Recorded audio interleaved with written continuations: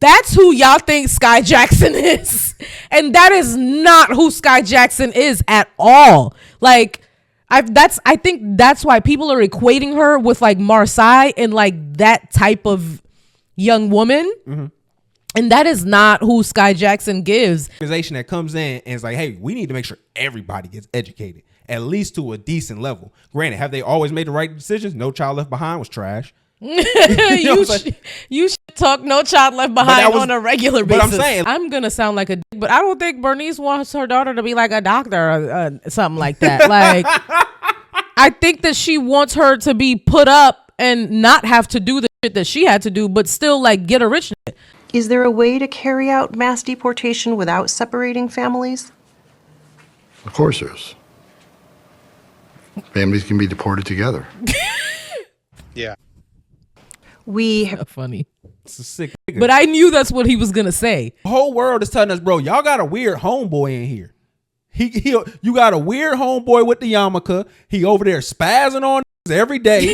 You know what I'm saying? There's been a decline in the public's trust with journalists. There's been a decline in people generally just going out to get the information in the first goddamn place. This coming year and moving forward, I am calling out all bad ideas. You should. If you're saying things that are stupid and dumb, I'm going to expose it as such. Public safety and national security BS, that could be just used for anything. That's what they did for the Patriot Act. It's a dog whistle. That's all it's going to be.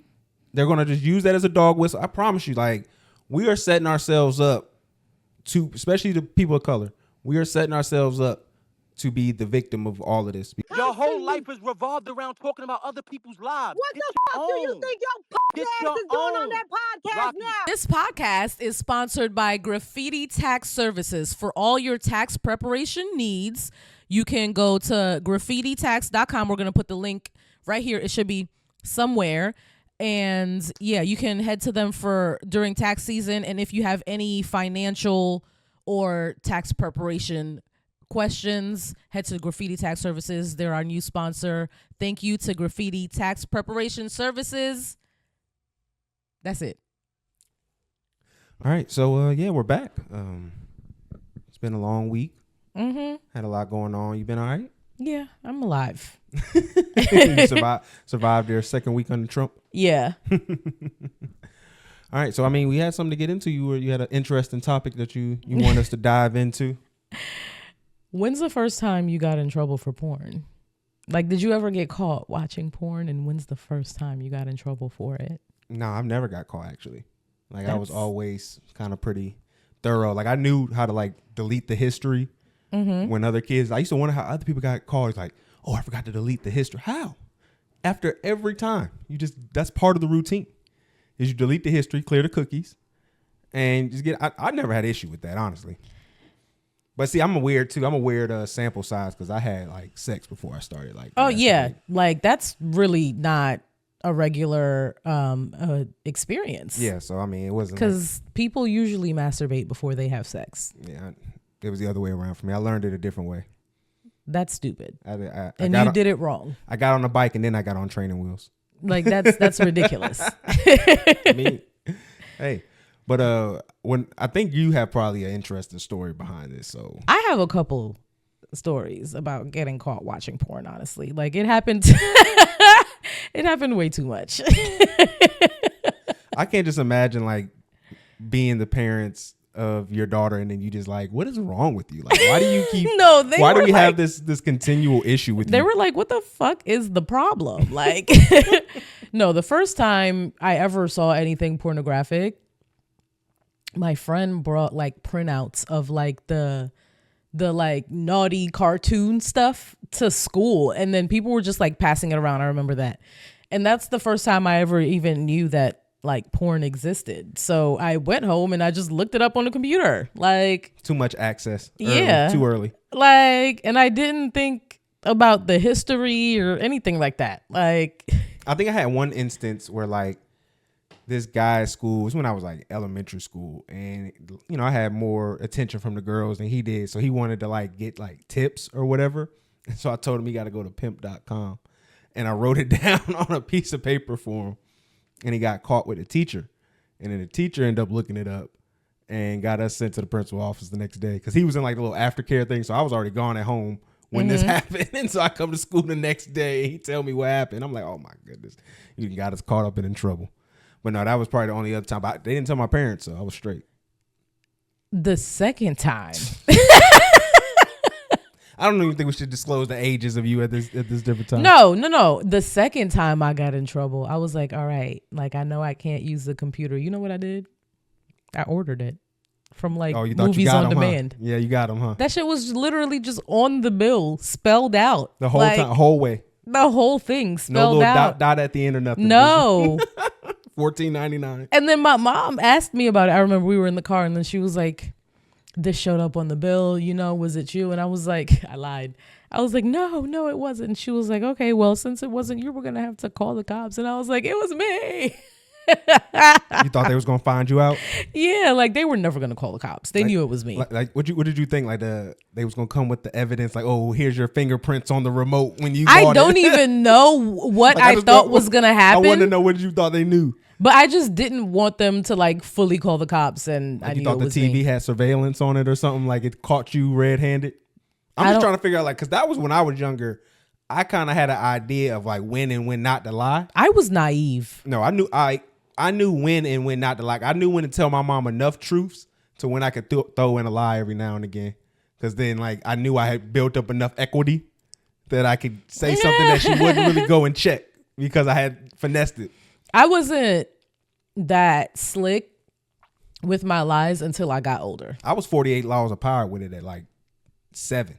That's I knew all about terrifying. I knew all about that. Like them laws was something I was just already doing when I was little. That's terrifying. How? Knew what was going on. At 7, like most kids are naive. No, and they're not manipulating their parents. Oh no, I knew exactly what to do. I knew what to ask my mom for, what to ask my dad for, when to ask, what time of day to ask. Like it'd be times when people are like, oh, you should, ask you come over. And I was like, nah, it's not that kind of move right here. This ain't the temperature ain't right for that right now. We gonna have to do that. I think all kids knew that though. Like when you could ask your parents to do things. That's why we would get like our friends to ask our parents instead. Let me come home with a fresh A on a quiz or something. We go to the store. Hey, come on, let me get this, dog. You know what it is.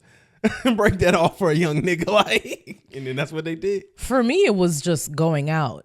They would buy me whatever I wanted because I got good grades consistently up until college, and then that's when the truth get found out. Literally, I didn't have to have good study habits. I just got all A's, and I was in honors and like AP classes until I went to college, and then it was like, what happened when they teaching you for the test? Yeah. Damn it, I forgot what I was saying before. Oh my bad. I was trying to let you pace your story out. Yeah. It don't matter. I forgot. Now they know that you a nasty little freaky girl.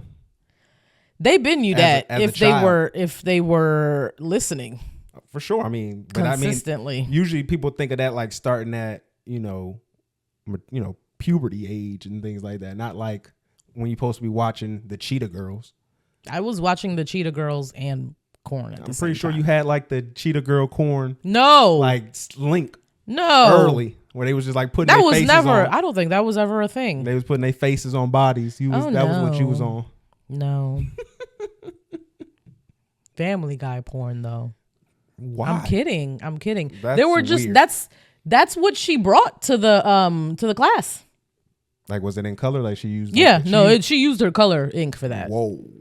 And it was like 2 printouts. I don't remember what the other one was. I think it was like The Simpsons or something like that. That had to be like $5 a page.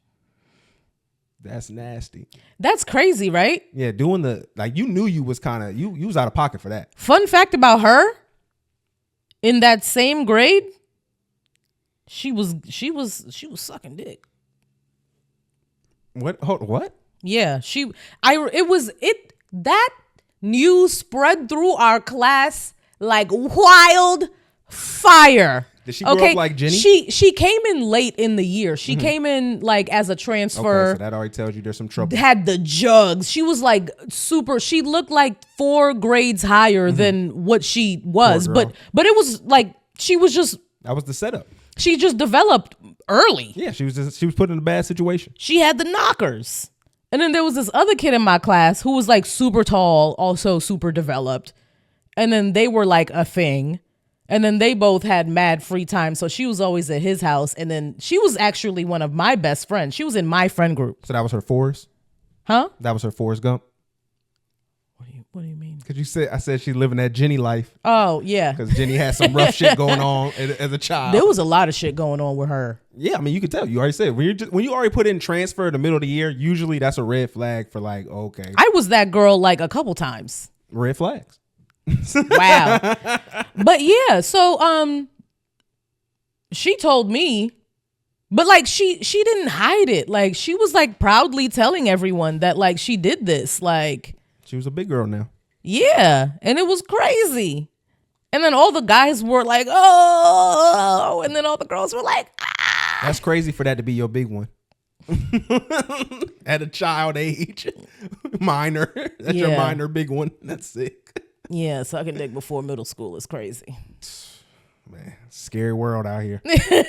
Scary. Are you tired of paying a lot of money for your vacation? My name is Shirley Proctor, and I am a partner with Tavodian, a traveling membership group.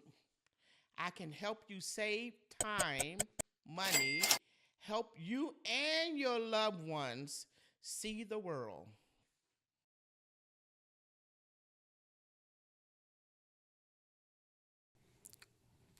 And see, when you doing a show like how we do, y'all don't even know what happened at all. You know what I'm saying? But you're able to do these on the fly kind of operations. You know, any type of mishaps that may go on. So avoiding mishaps. One at a time. One at a time. But you are now listening to Talk FNF TV. I'm your host, Absurd Rhetoric, and I'm with my lovely and amazing and gorgeous co-host, Miss Reality. Hi guys. The joy has returned. It's just back to regular business at this point, because what else are we gonna do? You gotta put your dukes up now. Yeah. You gotta get ready to resist. We might as well just start with that. So I don't know if you've seen the clip that's been going around, and you know, everybody on the Democratic side has been pushing it out and essentially been saying Donald Trump is one to give reparations to white people. So what I want to do, I want everybody to get a chance to listen to it, and then we're just going to do a little deductive reasoning. So we can talk objectively. You know what I'm saying? We want to give everybody the benefit of the doubt. All right. So we're going to get right here. This is an excerpt of his plans for what's going to happen in the near future when he enters the office next year. So. Furthermore, I will direct the Department of Justice to pursue federal civil rights cases against schools that continue to engage in racial discrimination and schools that persist in explicit, unlawful discrimination under the guise of equity will not only have their endowments taxed, but through budget reconciliation, I will advance a measure to have them fined up to the entire amount of their endowment. A portion of the seized funds will then be used as restitution for victims of these illegal and unjust policies that hurt our country so badly. Colleges have gotten hundreds of billions of dollars from hardworking taxpayers, and now we are going to get this anti-American insanity out of our institutions once and for all. We are going to have real education in America.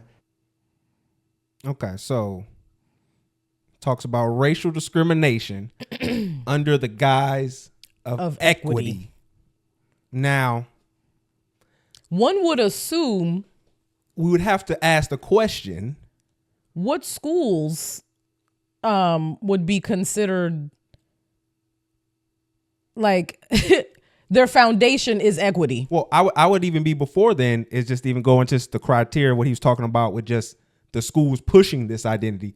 Who would be the people that would be in question for this said equity? Like, who would be the people who would be receiving this equity that is then creating this injustice? And why did they need it in the first place is my question, but that's not an even better question. Like, we have to break that down. That's not what they want to get into. Because what I'm saying here is I understand. This is y'all mans. This is who y'all rock with. I get it. I understand this is who y'all boy, but I want to understand people's thought process. So please, in the comment section, let us know who are the people that were getting this equity, and who would be those people who were hurt by said equity being passed around. Because historically speaking, I will say it's not the white people who lost any equity in this country. I'm just going to say it right there. I could be wrong. Please correct me. But who were these white people who didn't have equity? It just seems a little odd to me. Seems like if I were to assume what he was saying is the idea that we were doing things like affirmative action and making sure that we had at least attempted to look like we right the wrongs of our past, those actions now will be held in question. They'll be rolled back. Mm-hmm. And they're already being rolled back now, but I'm saying like they're going to be held in question, these colleges, for pushing this. It sounds like a direct attack on HBCUs. Well, I mean, if you go into the fact that he's trying to get rid of the Department of Education, who their main, when they work with HBCUs, is Pell Grants and things of that nature that go. Even if you don't go to a HBCU, I went to a state university and I still relied heavily on Pell Grants. Mm-hmm. And like a lot of people do. For my tuition. So that doesn't make sense. And that affects more than just black people. That just affects young people across the board. So, I mean, we can kind of just dive into this a little bit more in regards to it. The Department of Education. A lot of people aren't too familiar. They think that's something that's been around for a long time. It really hasn't. The 80s is when it kind of came around. 79, 80, Jimmy Carter put the institution in. So this isn't the first time that we even had something like that, because I believe Andrew Jackson also had acts that he had put in that was regarding doing some of the similar things that the Department of Education does. So this wasn't something that was crazy thought of, like no one was ever doing this. What they do for a large part is collect information. That's a large part. And they also identify areas where are not getting the same kind of education, same not getting resources, things of that nature. The reason why these things were federally funded was because if you think about the times before the 80s, 70s, 60s, there would be a lot of folks who would drop out of school, elementary school. Like that would be a normal thing. Like, it was, a lot of people have grandparents who they got 6th grade, 7th grade education because that wasn't a priority then. And you didn't have, if you were in school because you probably had money. Like you came from money. And that was not an option for everybody. Public school was not like it is now in regards to people having access to it. So, and then even then, it may not have been unworthy of the time because you either worked on a farm. Like my dad, he was a farm kid. You had other things that would maybe take your time up because you would want to be able to get money from that. So then you have this federal organization that comes in and is like, hey, we need to make sure everybody gets educated, at least to a decent level. Granted, have they always made the right decisions? No Child Left Behind was trash. You should talk No Child Left Behind on a regular basis. But I'm saying at least it was an attempt to try to do something. Granted, it wasn't their best attempt, but it was an attempt to try to do something. We need to make sure we understand, like, when we get rid of these organizations, the people that hurt are the people at the bottom. People who are poor, disenfranchised, who do not have options. Like, even when they're talking about the equity back in the colleges, we're talking about them making sure they have quotas. So I don't know if you heard the stories about like the Asian kids who got denied because they was Asian with good grades and that wasn't diverse. Mm-hmm. To me, what I think a lot of people fail to realize is you're just learning amongst the large pool of people that there are. You're not as special as you really are. Did you really think you are? There's a lot of white kids who have to learn that. They try to go and apply for these different schools, and because they maybe didn't do any extracurriculars or they didn't excel to what they really think they are excelling to, they have this, they're trying, look at all the scholarships for the black kids. I remember growing up hearing that. When I was going into school, people was always talking about that. I'm like, do y'all not know history that we just took? We just left the class. Like, the oppression that we were going through, Jim Crow, all that stuff, where you didn't let us into schools. We just been able to get into your schools, especially in the South. What, 40 years ago? Like, what are you talking about? Like, you know what I'm saying? Like, I have people who knew they couldn't go to no white colleges. Like, that was just becoming a new thing for people. Like, we're like the second or third generation since that stuff has been legalized. Yeah. So, like, it hasn't been that long. People think it's been longer than... My grandma went through segregation. Like, my dad had to go through the colored only section. Like, that's not far removed from that, just that direct oppression. We're not talking about slavery. Then when we got free and we started voting in black people into the Senate, you started putting gumballs in the machine and tell us how many gumballs are in this jar, how many bubbles are in this soap. You know what I'm saying? To vote, to do anything, basically. Like making all of these different limitations.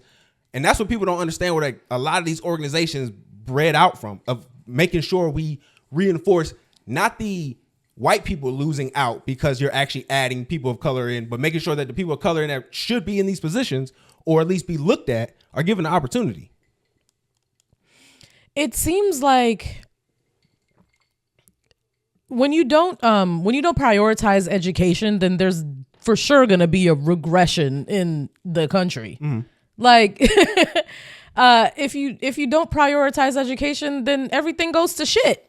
But even then, because Elon Musk had posted this thing talking about we were number one in education before the Department of Education. Now we're 24. And it's like, maybe it's because people who were not being invested in, not being looked at, are now the ones that are added into the group. And that's what's leveling things out in regards to education. We all are trying to fix years of not investing in these communities. Yeah. Not putting people there, not giving the proper resources there. And we're trying to build that up. And now they're trying to act like they've done anything to fix it. That's the crazy part. Like we're just in this post-racial, like people really feel like Donald Trump is some post-racial president. Like we need to be looking. I'm trying, bro. He's a regressive president. It's not post anything. I've had conversations with people where they told me they're okay with them taking Black history out of school.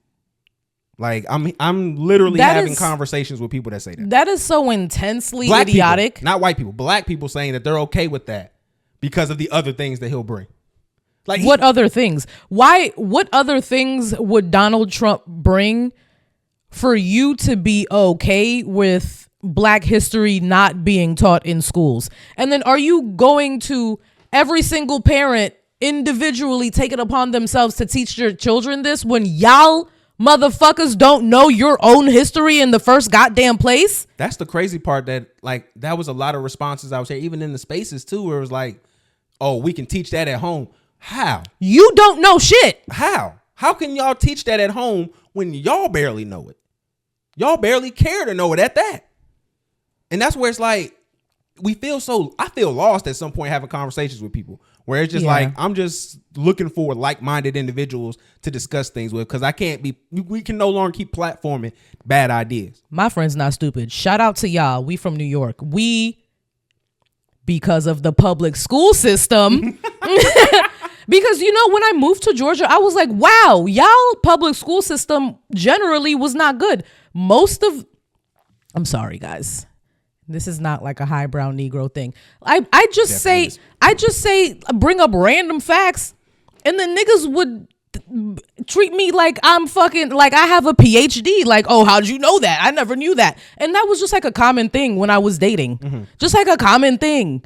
Like, it was just absolutely ridiculous. And I was like, wow, you niggas are undereducated, and that's not your fault. But like when I have conversations with people in New York, that was not a thing at all. Like people generally like knew what I was talking about. I was not the person who knew the most in the room so often. Yeah, it would be hard to try to make jokes around people that didn't know much, because you would try to say like something clever and funny, and then like maybe an adult would laugh in the room and all that. Then now your joke looks corny because the adults like, but it's a good joke. It is. And then when you go to the lowbrow humor stuff, then everybody knows how to respond. It used to be the worst. So I just wanted to bring this up really quickly because it's relevant to what we're talking about. But when I was in Haiti, like there's no Department of Education or anything like that. Like you have to have money to go to school. Where I'm from, there really aren't any public schools, and I'm from the city, and everything else is a little bit more rural. So I'm sure there aren't public schools anywhere else. Correct me if I'm wrong. But it's mostly like private Catholic schools. And I don't know if there are any private, like non-religious schools. I didn't find any, or I didn't go to any. You have to have money. Like you have to be able to pay for uniforms. You have to be able to pay for tuition, all this stuff. And if you aren't able to go to a private school, then you just don't go to school because there are no other options. Yeah, again, that's how it was for a large part of this country. If you couldn't go to school or afford to go to school, you was shit out of luck. Yeah. And then the private schools were nice, like gigantic, like 20, 30 foot gates in the front. There was a whole process. Like I had to apply to a couple You had to visit, you had to interview, you had to take tests at every school, and then they would announce it on the radio in my mom's time. I don't remember if that happened when I was there, but they would announce it on the radio, like which school you selected. Which school selected you, like out of all the ones that you like applied to. Hogwarts. Yeah. And then the school that I ended up going to was a private all-girls Catholic school. And it was like a basement level. There was like 4 different floors. It was nuns. I had computer classes. I had English classes. Like we had Macs, like the back in the 90s ones. But like it was absolutely insane the amount of like access that I had. But it's because my parents had money. My dad was here working. So I mean that's where the difference kind of just applies to, and that's again, people don't understand that these politics that Trump is going to be pushing is only going to help a small amount of people.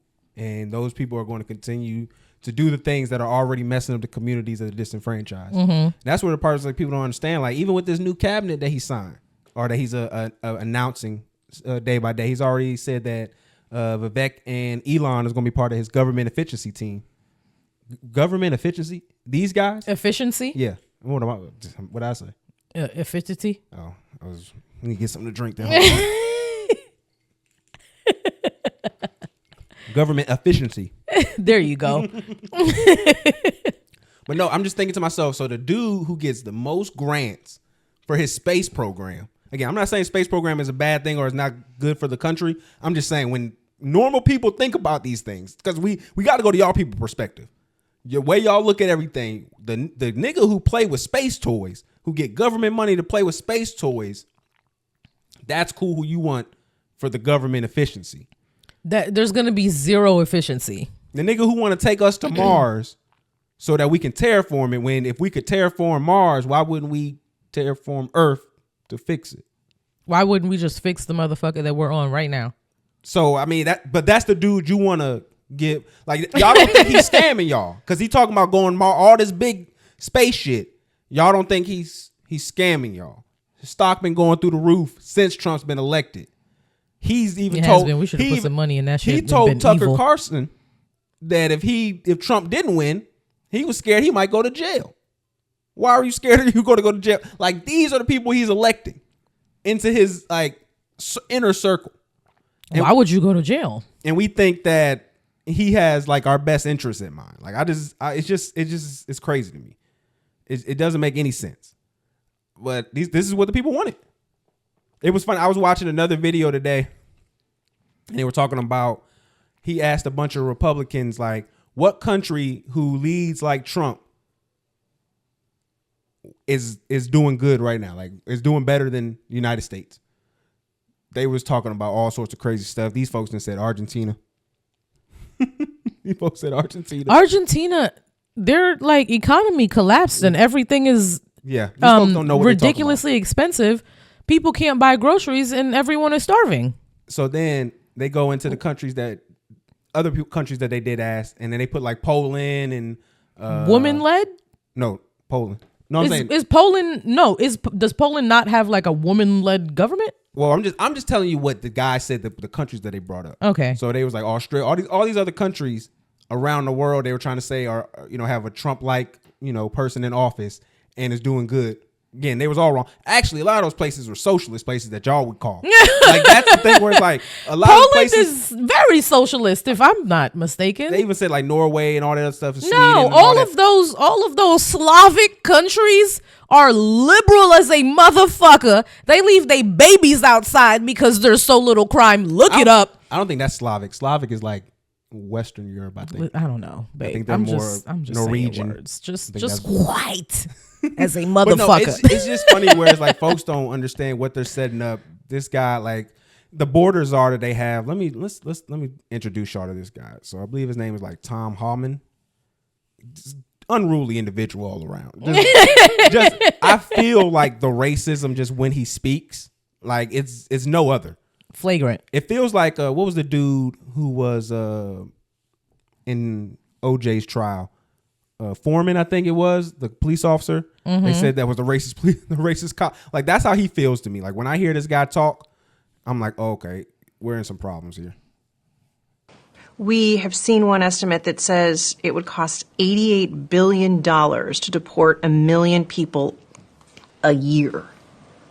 I don't know if that's accurate or not. Is that what American taxpayers should expect? What price do you put on national security? Is that worth it? Is there a way to carry out mass deportation without separating families? Of course there is. Families can be deported together. Yeah. We have Funny. It's a sick nigga. But I knew that's what he was going to say because there was nothing else he could say.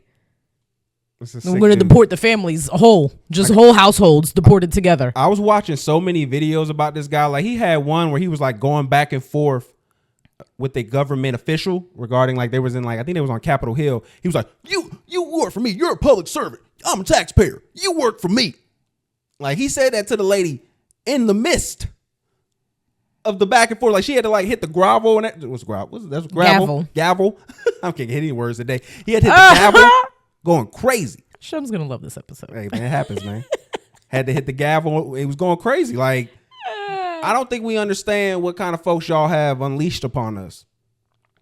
This is bad. These are going, like, cause my question is this: when is it going to be immigrant is just a broad term for you not white?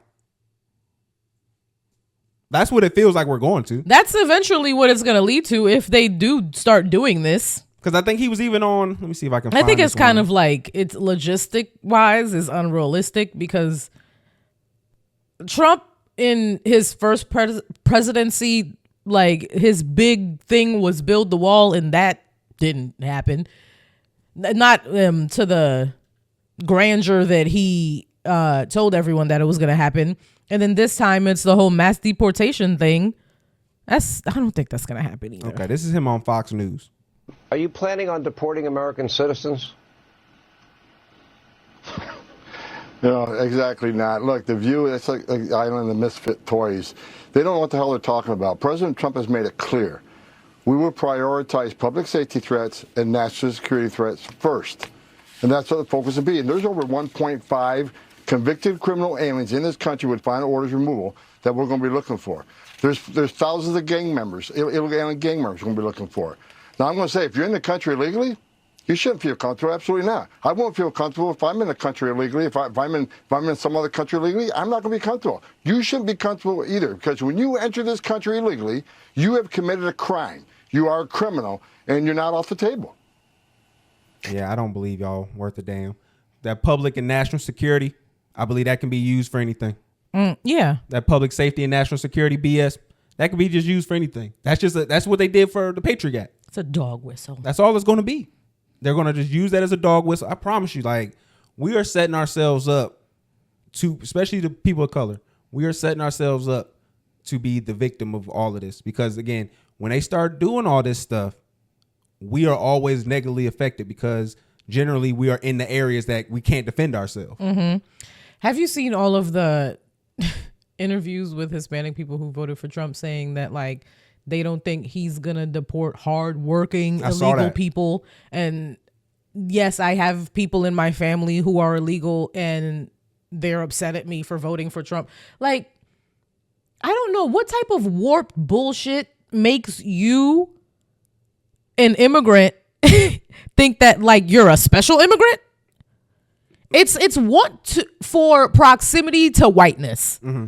That's really all it is. It's just wanting to be one of them and feeling like he's going to make you one of them because he gives you that story. He tells you the BS that you want to hear. And that's the problem with the other people of color.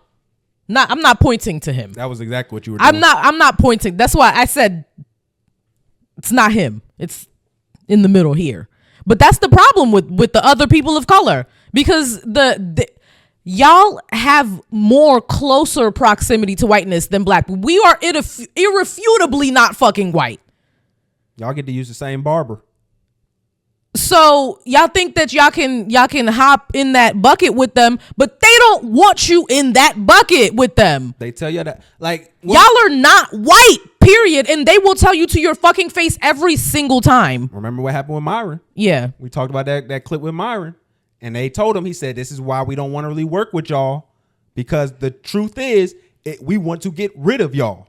Like, even if you're working with us in conjunction to a similar mission, once that mission is not complete until you are also out of the country too. These folks tell you this time and time again, and y'all fall for it. And I don't understand it. But this is what I wanted to ask, because I didn't actually put this in the notes, but I wanted to ask this question because I saw someone talking about this, and they put a tweet out where they said, how can y'all blame people for not reading and trying to get information when newspapers are all behind a paywall?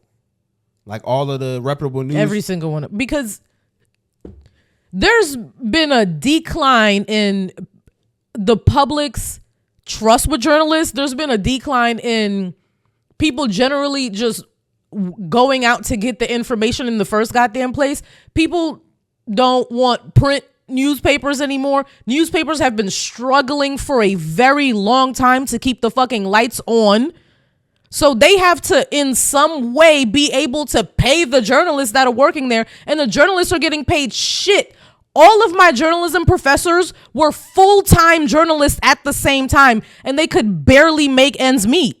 That was mine, the same too. My journalism professor, there was one, she said, I'm a full-time journalist and I work here. And if I was not married to a man in tech, I would not live the life that I am able to live. That's why everything is behind a paywall. Like, I understand, like, you have access to information. There are ways that you can access information. There are other news sources that you can access. Al Jazeera, like BBC, there are other news sources that you can go that are outside of the US that are reputable news sources that you can use. There's so much information out there. These journalists in the US, though, they're getting paid shit and they're not trusted and they need to get paid. So it's behind the paywall for a reason. No, I agree, because at some point we had to ask yourself, what do you value? Because if you value enough to pay $10, $12, $15, $20 for monthly for your entertainment for an app, you have to also ask the question, are you going to be willing to pay for that for your information? And it's not just $12, $15. People are paying generally like $70, $80. You're subscribed to more than one streaming service. Because if the thing is, you can either pay for like a multiple of sites that will allow you to have different viewpoints on a similar topic, or you could do the work and read multiple articles, because there's a lot of articles that copy those articles or copy the talking points of it, the main highlight, and you're just going to have to do your research on things. You're going to have to find multiple sources on it.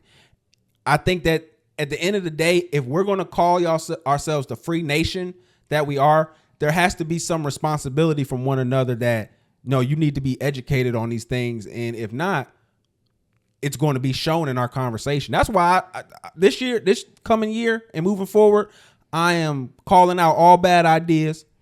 You should. If you're saying things that are stupid and dumb, I'm going to expose it as such. We used to be an educated nation, but that's not. But people weren't allowed. A lot of people weren't allowed to get educations. But like the citizens of the United States used to take voting very seriously. You had to be informed about stuff. Like people used to. They took it so seriously, they stopped the groups of people from doing it. They did, but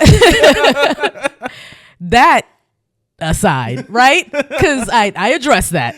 That aside, like it was a very serious thing, and I feel like we need to get back to that. It's gonna be tough. I mean, there used to be like salons, people just sitting around talking, having educated conversations. We're so pacified. Now we live in echo chambers. Like the internet has changed a lot. Like you might be sitting there thinking that you are completely right in your full nonsense. It's funny though, because you can actually go back and see like other people being critical of different, like the different times. And one of the ones is like they was critical because everybody be reading a newspaper.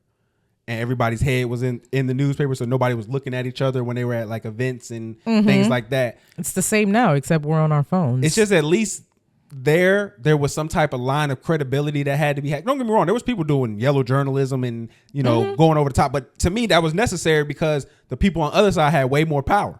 So you had to finesse to take out these billionaires and things of that nature. You didn't have to lie, but you just maybe sauced up. Maybe if a guy didn't break his arm, but he something fell on him, it hurt. Spanish War. You know what I'm saying? So I'm just even talking about when they were talking about the Industrial Revolution, they were talking about the working conditions because they would add sauce onto that. But that's always been historically what you needed to do to fight against these people. because they will pacify you to a point where you don't feel like it's really oppression. It's just normal. Mm-hmm.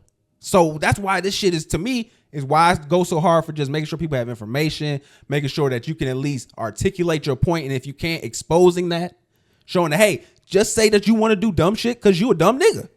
And then that's peace to me.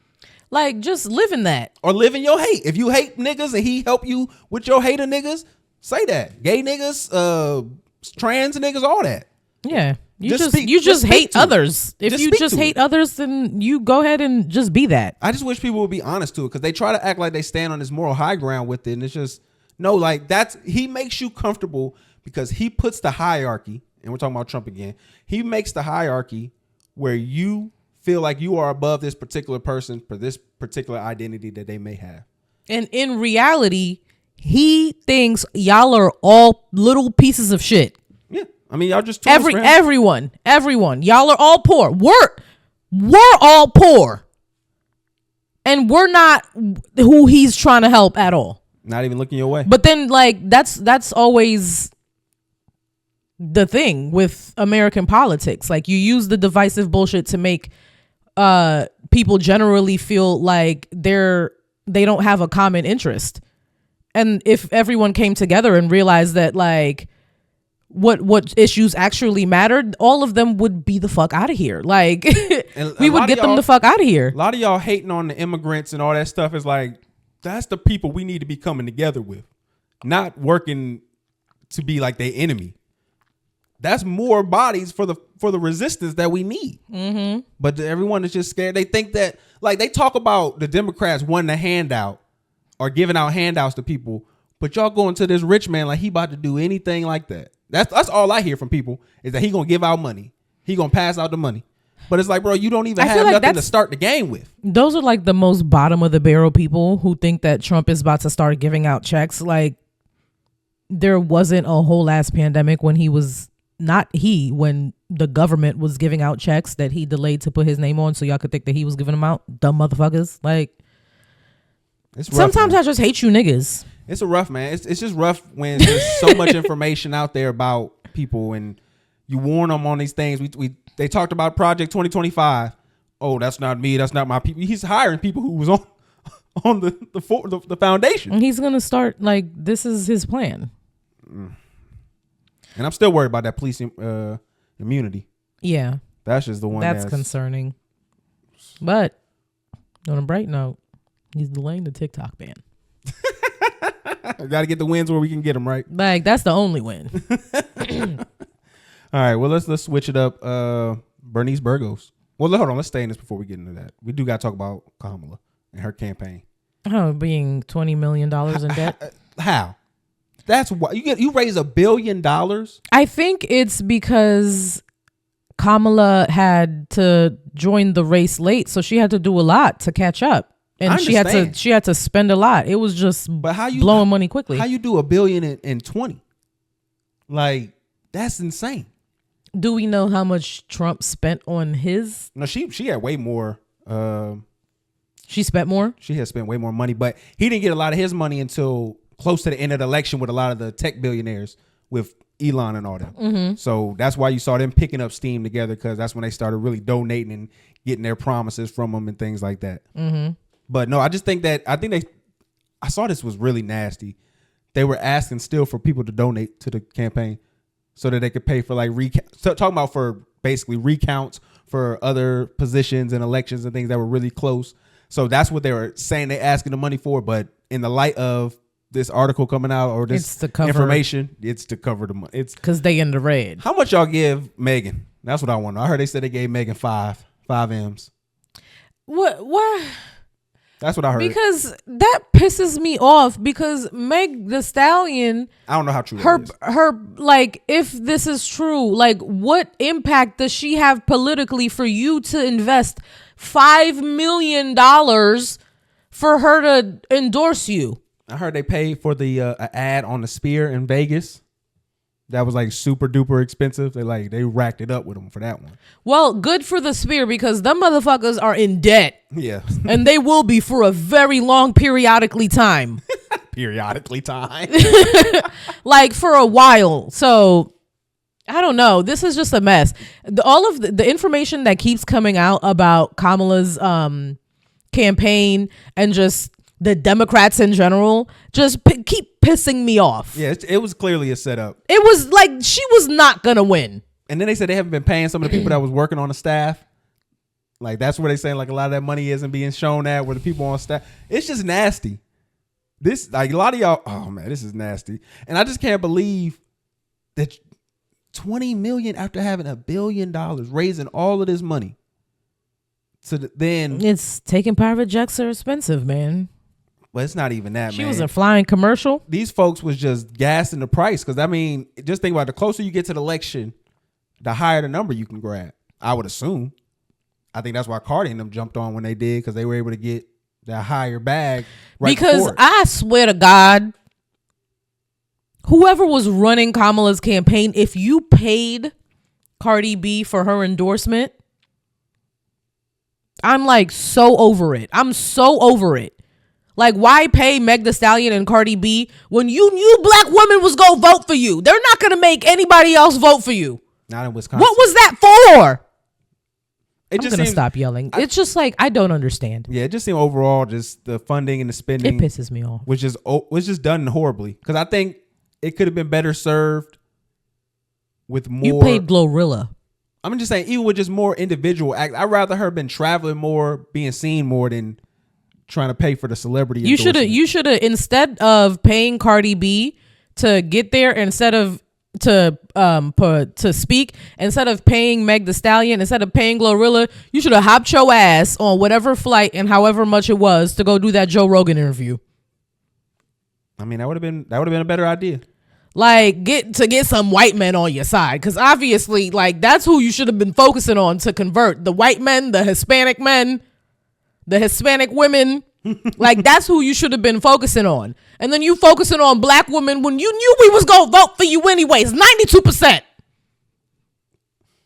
No, I just wanted to just touch on that and make sure we touch on the fact that fucking they had stupid ass poor shit. campaign spending. And a lot of folks, it's funny just seeing like a lot of the Kamala Avengers come out. Because they really mad at Budden because they exposing the fact that he was supposed to say he wasn't going to run for the election again, and that him holding on for as long as he did was a large part of why she lost. And there was no primary. They said they were supposed to have a primary. That was part of the plan. Was they have a primary and everything. That's just part of the democratic process. Why was there no primary? I told y'all that.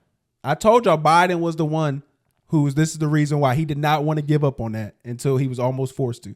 So y'all forced his hand, and then he endorsed Kamala because he knew that was going to make them have to follow suit, and just everything went down the drain. Like I said, I believe in a way we do have to blame. Old bitch. We have to blame Budden for this in a way. That's exactly who we're gonna blame. That's who we're gonna scapegoat. Because they're trying to say if he would have ran, it would have been a bigger landslide. Just because everybody, his health. Because he's about to die. He's about to literally fall over and die. So yeah. Oh, never mind. That's I think that's why people didn't vote Bernie. Well, but and he's way too left leaning. They cheated Bernie though. They did. They cheated Bernie big time. Do you think if they put do you think if they put Bernie against Trump that Bernie would have won? Nah, not now. No. Like when time versus Hillary, yeah. He could have won against Hillary, but he wouldn't have won against. Oh, Imagine if we got a Bernie versus Trump and then Bernie won. Oh my God. And then we just never had to deal with Trump in the first place. Bernie as president. Nah, Trump wouldn't have gave up. He would have been a lifetime. He's Jewish, right? Bernie? Yeah. He might be. I'm not too sure. I never looked into his ethnicity. I saw this little TikTok clip. They were doing this ancestry little show that they do with the celebrities. Bernie Sanders and Larry David are like distant cousins. Well, then they probably are. That makes sense, doesn't it? They probably are 6 starred up then. So. Oh my God. What? You can't say that? Oh, hold on. This is why too. Last political comment. Y'all know he's leading a coalition to remove the the United States from the UN? That's a terrible idea. The UN is trying to get rid of Israel because of their actions. And they're trying to basically like not sanction, but kind of remove them from General Assembly in the UN. He and like 10 other senators, I think most of those people probably have been reelected as well. They've been working in conjunction to basically threaten to remove. I don't think people understand. They are trying to get us into 20v2. Like y'all trying to get everybody on us because we want to protect these folks in the Middle East that's stealing land. Bro, I've said this before. We've been privileged to not have war here, but that shit is gonna happen eventually. You do a 20v2 like this, everybody telling us like, bro, y'all got they pulling up on us. This is what's happening though. The whole world is telling us, bro, y'all got a weird homeboy in here. You got a weird homeboy with the yarmulke. He over there spazzing on niggas every day. You know what I'm saying? Straight clapping these niggas up every day. You got a weird case. Why is he around? Y'all keep bringing him to the party, bro. Leave that nigga over there. He keep coming, spinning blocks on everybody. And then trying to tell us, oh, you didn't see what they did to us? You didn't see what he did over there? He came over. Look how he looked at me.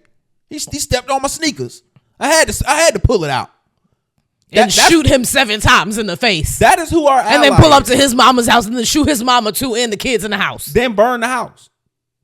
That's what they doing. That's literally what they're doing. That is what it is. They're literally dropping bombs on refugee camps and being like, oops, thought it was Hamas. You knew it was a refugee camp. I seen a little moss over there. That's not funny. I'm just telling you what that's going on. Like we're framing it in a comedic manner, and it is not a comedic thing because people are actively dying while we speak. My thing is we gotta explain it for our people. That was a little funny though, the way you like. I just don't want it to be funny. I'm just explaining what's going on. Like I'm reading this article about them wanting to remove us as we threatening to remove ourselves, but if they do sanctions on Israel, and I'm like, bro, what? What are y'all doing? This is not a good idea. Not for the nigga that's really messed. Like I couldn't imagine us jumping on a bullet for anybody else. Question is, since when was we in Israel mans like this? Since it's been created. Oh my God. I'm just unaware. I thought us in France was the like mans, you know? Not just that. It's literally the UN, one of its first big actions was creating the state of Israel. So that's why it's funny. So now, it's the UN's fucking fault. No, it's just like, it's not even that. It's just, well, yeah, they are. But it's crazy because you have all of this stuff, and I don't mean to bore y'all with a history lesson, but you go into like the Geneva Convention and all that other stuff that was created out of the wake of what happened in World War II in regards to the Holocaust. Only to now, decades later, the people who this stuff was created to defend are now the aggressors in their own colonizing actions. Ones that you could be argued we started. It's just kind of insane just to see that full circle where it's like, because you've given one group of people a position of power in this area because we backed you. Mm-hmm. Now you've become the people who we created this land for you to get away from. We literally created this monster. America did. Because we is niggas. But I pay taxes, so. We do pay taxes. So, by proxy of that, we are a part of this as well. Definitely be paying taxes. But I'm just saying, that's why it's just crazy. Please, y'all should just look up into that some more. Like, I thought it was nuts when I was reading them articles about what Ted Cruz is actually the one leading it. I'm sorry. If you see me, like, keep rubbing my arm, I don't know what's happening. I think I'm having a stroke. That's not good. That's not good at all. No, it's really like I'm in pain right now, randomly. Like, what's the next topic, baby? We've been on the politics for a little bit, yeah. No, we get into Bernice Burgos. She was on Joe Budden show recently. Yes, she was on Patreon, right? Mm-hmm. There's a Patreon episode where they did an interview with her. It was a lot of shade between her and Mel. That was one of the biggest things. Was there a lot of shade? It felt like, because she, like, at the beginning of it, she talked about how Mel and them used to work out at her gym. And Mel didn't show up anymore. She was like, what was going on? Was it too hard for you? And I felt like, oh, that's girl code for shade right there. Maybe that was, maybe. Then she made a little thing where it's like, well, I just love now that my skin color, I've been able to embrace that. Because, the light-skinned girls y'all was in back in the day. But, Is like, Bernice not? She's more considered brown skin, dark skin. She is, yeah. She's very warm toned. She would be in the brown bunny category. Yeah, definitely. She's not light skinned on the nasty sites. But she's also like not. Go ahead. It just was a lot of that going on. But the big thing that kind of everybody was reacting to was the fact that she was trying to talk about she got to ask the question, what was the most romantic thing that happened to you? What would be the most romantic thing a man could do for you? And of course, it all revolved around her receiving money in some type of fashion. She said it was him thinking about her and doing little gestures like sending her $500 when she says she's going to the grocery store, or him looking in her drawer and saying, knowing that she needs panties, and him giving her $500 to get panties. Like it was like the minimum was like, just to start the day off, I need at least you to give me 5 before noon. Because what else am I? Because in this day and age, I can't step foot outside without spending at least $300. And you gonna give me as much as I need? No, give me $200 more than that. I think it's just kind of interesting, and it's kind of sad though when you really kind of just take a step back. As a 40 Literally a couple weeks ago, I was like, babe, I need $600. But I'm just saying, but as a 40-year-old woman, for you to be, that's the way that you look at your romance, that's kind of got to be an issue. It's because you could have said something without not having to bring in an exact number. Like that was literally like, oh, if you want to text me $500 and we can get that started. The funny thing is that like none of the examples that she gave were of like them spending time together or anything like that. It was just like him funding her needs. Yeah, I mean that's her love language. And period, bitch.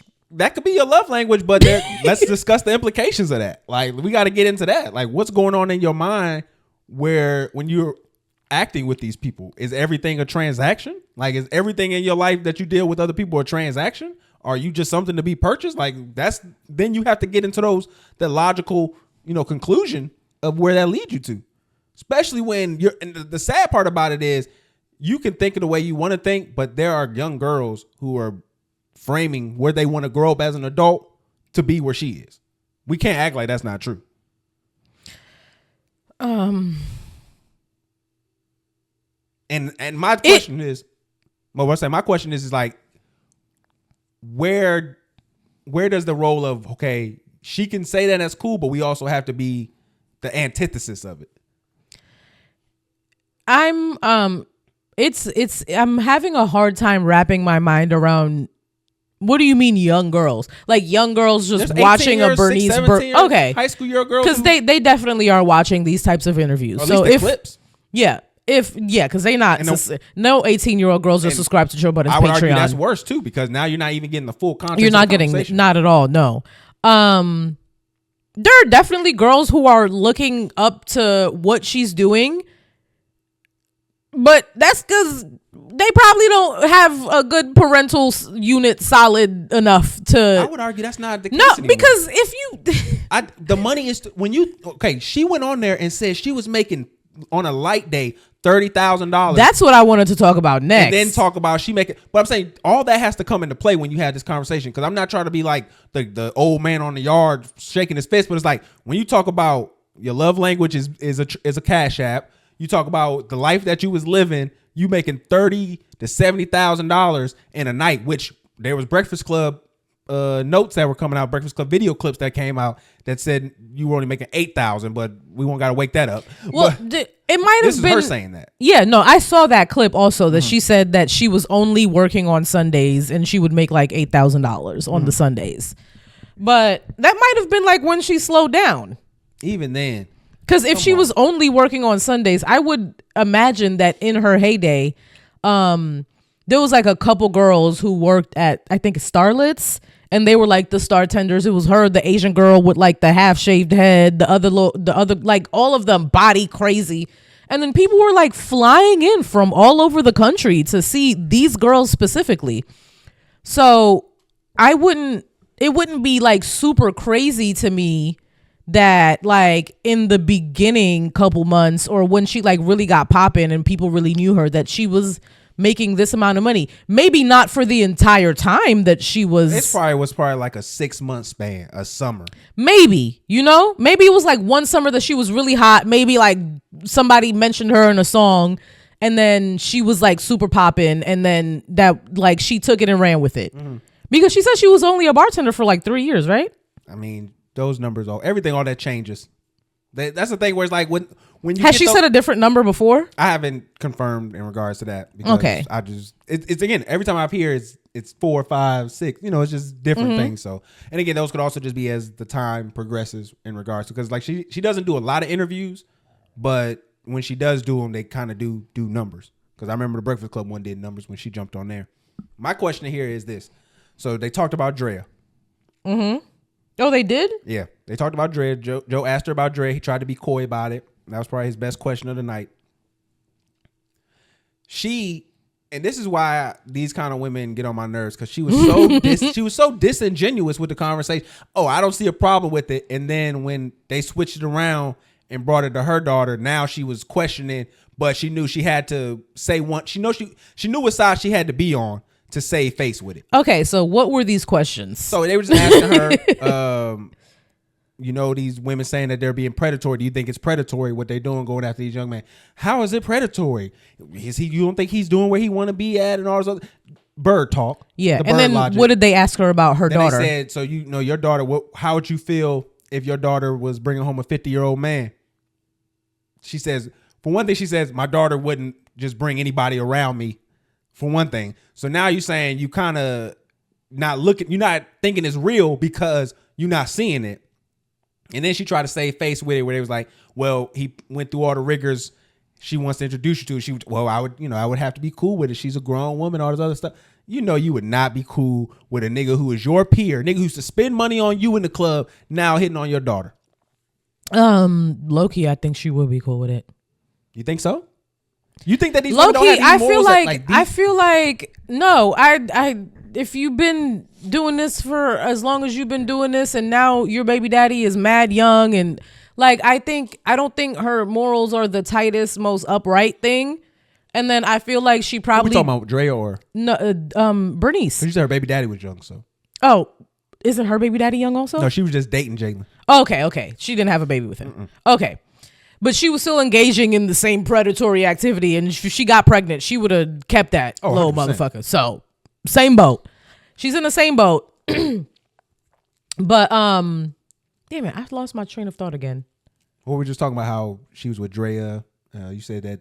So yeah, I'm sure that she gave her daughter the game so that she could exceed what she's done.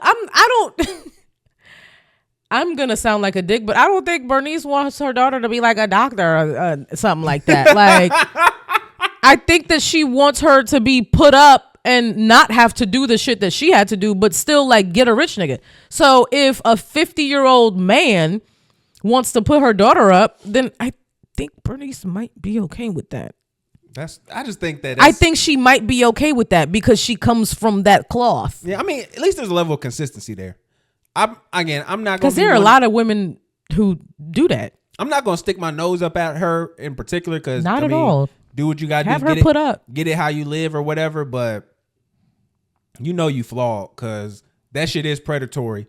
Keep it a bean. It is. Like, that's the thing I'm just saying. Just keep it a bean. Even if the nigga with your daughter is still going to be predatory in nature because she only going to be there, honestly, because he got capital. So it's not like she's going to be there and just like you wouldn't be there for altruistic reasons. Mm-hmm. So let's not act like that. And then I want to ask you this question. Do you think she got an NDA where she can't bring up Jaylen Brown in any of these conversations? That might be the case, but I don't know because they only dated and they're not even together anymore. She's probably still on payroll though. She might be. I'm just saying, like, we kind of got to wake it up in the Bernice question. is the type of bitch you keep on payroll. A lot of these women are on payroll. Whereas, like, I got exclusive rights to the pussy from January to May. Like, that, a lot of these are that, where that life is being kept like this, where they renewing contracts with these guys so that they could get this money. Because if you got to keep it real, if you look at how these women be living and what they actually bring to the market, this shit's not adding up. They not in the club enough. They not making enough appearances. Baby girl, it's not like you can do anything else. But it's not like we keeping up with Bernice. Like, do you follow her and be like watching her story on a regular basis and see what hostings she be at? I mean, on a nightly basis, because they're not all gonna go viral. The lifestyle don't all add up. 'Cause I think there was another girl they was talking about, Miss Glizzy or Miss Gizzy or Gizzy Doll. You don't know her? I think her name is Jizzy Doll or something like that. I have no idea who that is. She's another girl where look it up. It was funny because I heard people talking about her, and I'm just saying, like, there's nothing here that y'all can show to add up to the lifestyle that they claim that they're living. Mm-hmm. It just isn't. There's nothing that they're selling that could turn that around. No matter what. If you go to, I think that we went to Bernice's website where you can see where she had like some pretty affordable like panties and drawers and laundry. That you're not making that kind of money unless you Victoria's Secret. Like, I promise you, you're just not. Like, the game is good. It ain't that good. Yeah, you might get $1 million in sales, but sales is cut up into what you paying for your product, if you have advertisings, everything. Like, models, taxes, crazy things that you got to add into place. People working into just filing paperwork for it. Sending it out to mail it is a cost. Even if you add that on to it, that's still all things that you kind of have to do and be part of. So people just like, it's a game. What she does is very akin to the rappers do. The rappers act like they have it. They want to show you that you live in a certain lifestyle. Everybody on the internet is acting like they got something they don't got. Yeah, I mean, it's the same thing too. For some rich white man, more than likely to come in. The rappers wanted to a rich white man to come and save them with a contract, just like the women want some rich man, regardless of what he looked like, to save them with some money. Yep. So I mean, I'm not mad at the interview. I just think the behavior needs to be discussed in a more like critical way, because cool, you can I'm all down for women individually doing what they want, but that needs to come at the same criticism that anybody who's living a particular lifestyle has, especially when it's so akin to like immoral behavior. Even if you're not in it, like you're still a bartender in a strip club, you know what's going on in that strip club. Yeah. Like you're part of that. So it's by proxy. So, I mean, I'm just saying, like, I'm not mad at it, but we do have to call it out because she just feels it to a degree. I think there was no way she could have been genuine about that answer, though. Yeah. I mean, I don't think she could have been genuine talking about Jalen either, because I believe he's still funding her lifestyle to a degree. You don't get 300 M's and not keep some pussy on the side like that. You still want to come to New York and, get fly with her. Mm-hmm. Who cares? You may got a girl. Who cares? Got to get fly with my little piece with me. That's my old thing, grandma. You know that's what he called her, grandma. Yeah, she is a grandmother. That's why he called her that. He called her G-Ma. So, did you hear about Benny Blanco being the sexiest man alive? I think we taking L's as a group, as men. We are not a proper country anymore. We're not. We've lost the plot. We definitely have, because that nigga looks like Mr. Potato Head. He looked like a normal, just dirty white boy. I was sitting there like, I'm not gay, but there ain't nothing here. No, like, you know what an attractive person looks like, regardless of your sexuality. Wasn't they mad at him too? Because like, isn't he with Selena Gomez, or he was dating, and I guess he wanted to have kids with her but not get married. I remember, like you're not allowed to just impregnate Selena Gomez. Why? She says yes, he is. Even if she says yes, not when you look like that. You about to water down those beautiful genes into your nonsense and then have oh shit, have her pop out a little fucking gremlin. I was thinking the same thing. He do look gremlin like. He's definitely when she's gorgeous. He's definitely a troll man. Oh my God, Selena, please. Well, if her genes are strong, that kid be all right. Can she have kids? I mean, she's got with lupus. all the stuff. No, she just got lupus. Lupus don't make you not be able to have kids. I don't know. She do got some stuff going on with her though, but yeah. Hopefully, I wish them the best. But I just think we in a bad place, man. When Benny winning sexiest man alive, like what does that say about? He does not even have a jawline. But what does that say? The reflection of what modern media is thinking. See, that's why Trump wins. There are so many men that could have, like, y'all just do you not? But did do you not this understand for what? That, though? Like this is what they look at. One of the things that they look at and have this overcorrection with Trump, because they see that these magazines say the sexiest man alive looks like a fucking gremlin. And now they's like, what? So everything that I'm trying to strive for what I've seen to be told, I was told this growing up. You're telling me it's this guy? And he pulling? Like, what? Who are you trying to embolden? Who are you trying to give confidence to? Because niggas who look like that don't need to have confidence because they're ugly. Oh, I think that would probably be the reason why you would want to give them confidence there, because of whatever you just said. But I'm just saying the way. No, they're ugly. I don't know what you're saying, but they shouldn't have confidence because they're ugly. What I'm saying is just the way that norms have changed in a way, not even just norms, just the powers that what we would look at to be the powers that be, the media and things of that nature, have transitioned what we've commonly been told was the best. It's being like altered. So that's why people have this resistance where they feel like everybody's fake and everybody is like pushing the BS news because they have their reality being challenged in a way that they aren't comfortable. That's what it feels like to me. Because even with like the Benny shit, like we can get into all these folks who talking about their boyfriends because we've been talking about DDG a lot. Skai Jackson back in the news. I think the problem goes here is y'all have these high expectations of Skai Jackson, and I just don't know where they come from. I think y'all overrate being a Disney child to the highest order. I think it's because she was on Disney. Y'all did this with Haley. Y'all do this with Hallie. Y'all did this with Raven, Simone. Hallie wasn't on. Well, she was in a Disney movie. I'm talking about y'all overrate that branding and labeling when it comes to Disney, not knowing that Disney, if you can read a good sentence with a little bit of enthusiasm when you're 6, they will give you a 6-year run. Like they'll let you At be least, on TV yeah. till you're 12, 13 years old at the bare minimum. Skai Jackson can't act for shit. She don't really have no other talent except just being a social media girl now. That little TikTok she posted reading lines of whatever character, and I was like, oh my God, I was cringing the whole time. Yes. That was, I'm saying she's not. It was she's not horrible for any of the kind of roles that she can really bring only that be Disney acting anywhere else. It doesn't transition anywhere else.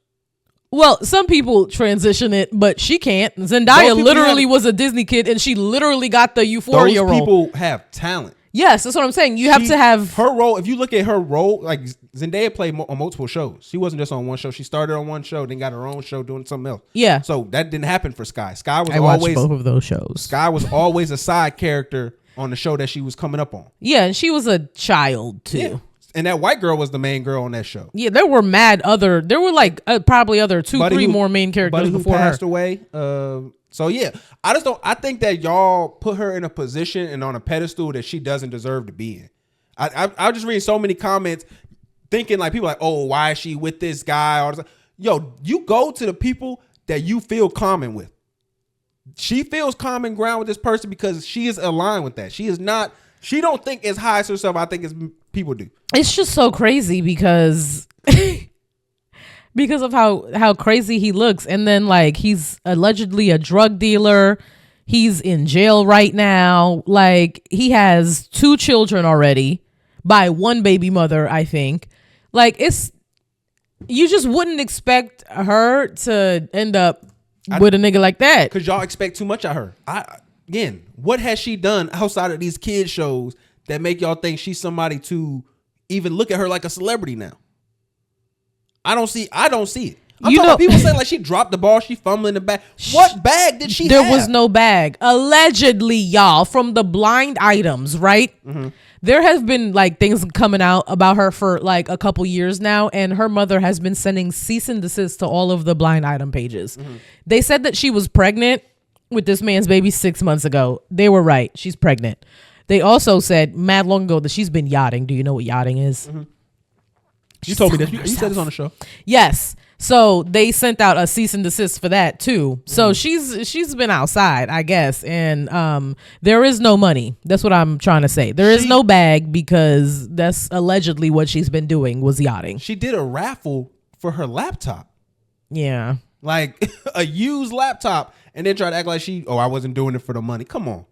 So that's why I think a lot of these girls that y'all put on these particular pedestals, y'all just overrate them. Because let's ask the question. If they were as good that y'all say they were and the type of individuals y'all claim for them to be, the men of y'all would think they deserve to be with would be with them. You know, guess what his I think he might be a rapper. Can you speak to that though? Huh? What? That she was the type of girl that a lot of these girls claim her to be, she would be in the eyes of or with a type of man that y'all would see suitable with.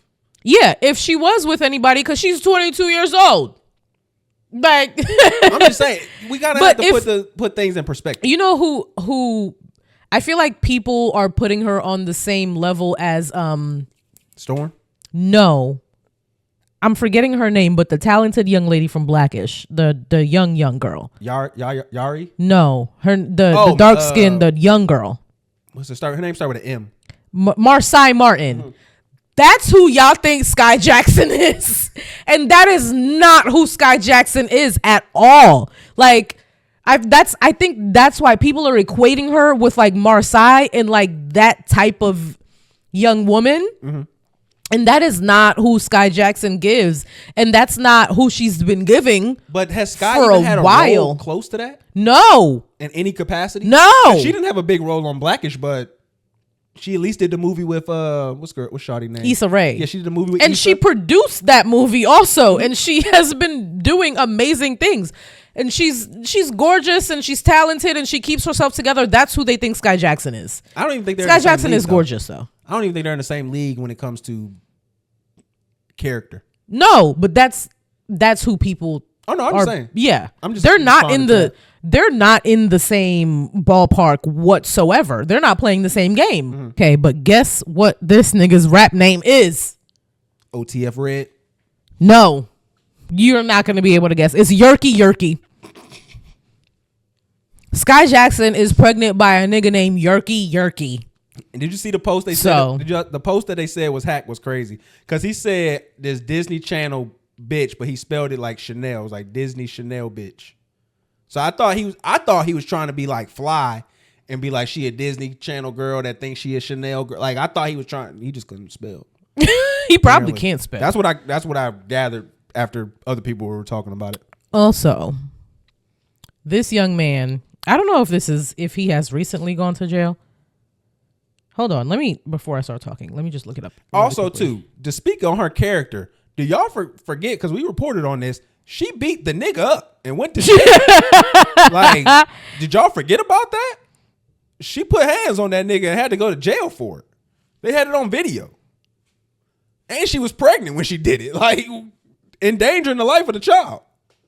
Bro, this nigga's so irrelevant. I'm trying to look up what he's in jail for, and I can't find it because Google doesn't even know what the fuck his name is. I saw a picture of him. So allegedly, this man is in jail right now. Like he got locked up recently, and in the video of the feds or the police or whoever taking him away, he is there with his baby mama, who I assume is the mother of both his children because both of the children were also there. So he hugs her. Kiss, kiss, kiss, kiss, kiss. Not on the lips, but like kisses all over her face, right? He hugs the two kids and then he hugs her one more time and then he goes. That is not somebody you are just co-parenting with. I'm just saying, like, that is your bitch. As a light-skinned You're a guy, woman, my bad.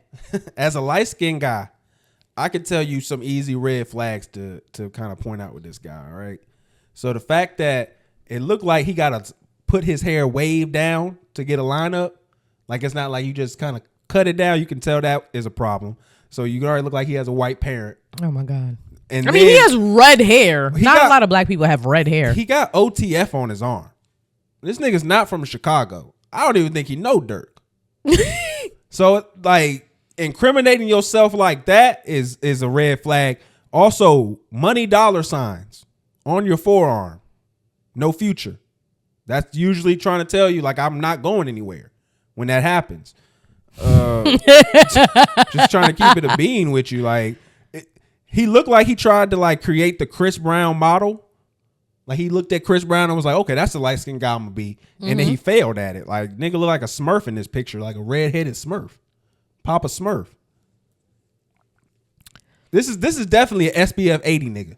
Like, why is Skai Jackson impregnated by a YN? Stop trying. Okay, that's another thing I wanted to ask. Why did we start using this topic? Like, why did that become a term of phrase now? Why? Yo, I love young nigga. And then have you seen that they started calling the women like young bitches? YB? Yeah.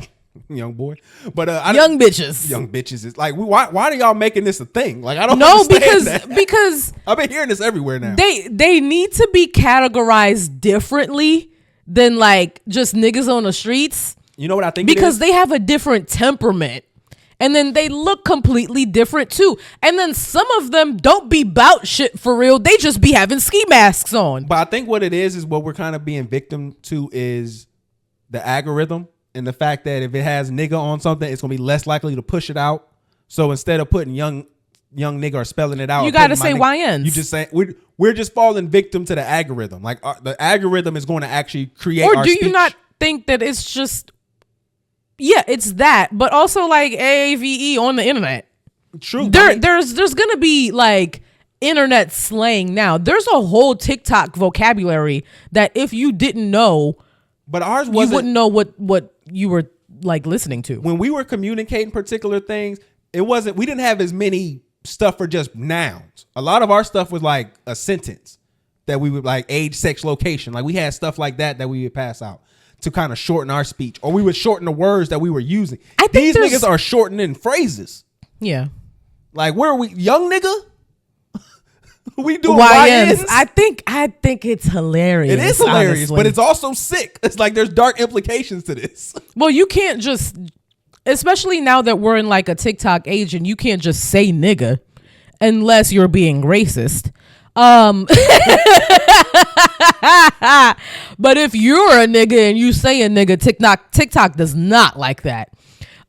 So you gotta find different ways to go around it and say shit. Michael Porter Jr. recently said, "Oh, I don't like this. That if the Nuggets don't win this, that was a good one. Don't try to get me on that. They might have to break up the team. Lou, are you buying that this is the last?" Did he just say that was a good one? Nuggets. Yeah, I'm buying. Nuggets. I'm buying it. Beta, you gonna be in trouble today. That's not. Yep. Period. He was like, "Ooh, bitch, you in trouble." See, that's nasty. That's nasty. So I brought this up because that was Michelle Beard. She's a sports journalist, and she had a little slip up here. This is what I didn't like. So Josiah Anderson, she's another black female sports analyst. She did what you just did, which I don't like that y'all do this, and that's y'all first instinct in situations like this. She goes, "Why is Lou Will laughing?" That's the black man.